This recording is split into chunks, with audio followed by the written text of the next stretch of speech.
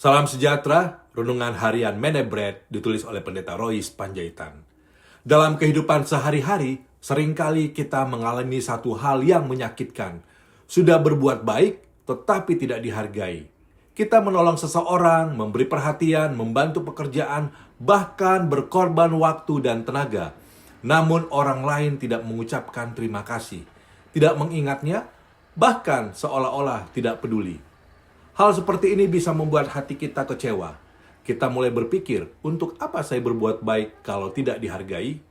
Bahkan kadang kita menjadi lelah untuk berbuat baik lagi. Namun firman Tuhan mengingatkan kita bahwa kebaikan yang sejati tidak bergantung pada pengakuan manusia. Tuhan tahu setiap kebaikan yang kita lakukan. Walaupun manusia tidak melihat atau tidak menghargainya, Tuhan tidak pernah melewatkan satupun perbuatan baik kita.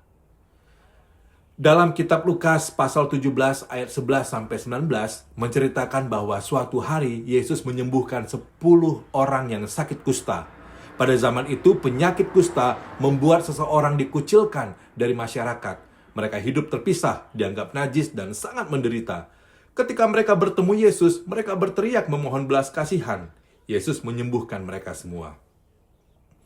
Bayangkan betapa besar mujizat itu. Hidup mereka dipulihkan. Namun setelah sembuh, hanya 1 orang yang kembali kepada Yesus untuk mengucap syukur. 9 orang lainnya pergi begitu saja tanpa kembali. Yesus bahkan berkata, "Bukankah ke-10 orang tadi semuanya telah menjadi tahir? Di manakah yang 9 orang itu?" Lukas pasal 17 ayat 17. Dari kisah ini, kita belajar sesuatu yang penting. Bahkan Yesus sendiri pernah mengalami kebaikan yang tidak dihargai. Ia menyembuhkan 10 orang, tetapi hanya 1 yang kembali berterima kasih. Namun hal itu tidak membuat Yesus berhenti berbuat baik. Ia tetap menyembuhkan, menolong, dan mengasihi banyak orang. Saudara, tidak semua orang akan menghargai kebaikan kita. Itu adalah kenyataan hidup.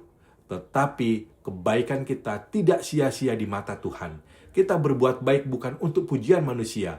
Jika tujuan kita adalah Tuhan, maka penghargaan manusia bukanlah yang utama. Dan yang terpenting adalah Tuhan melihat dan mengingat setiap kebaikan yang kita lakukan.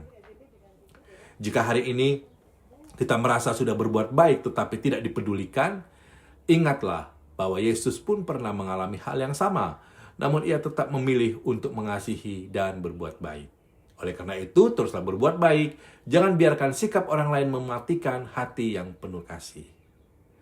Terima kasih telah bergabung. Sampai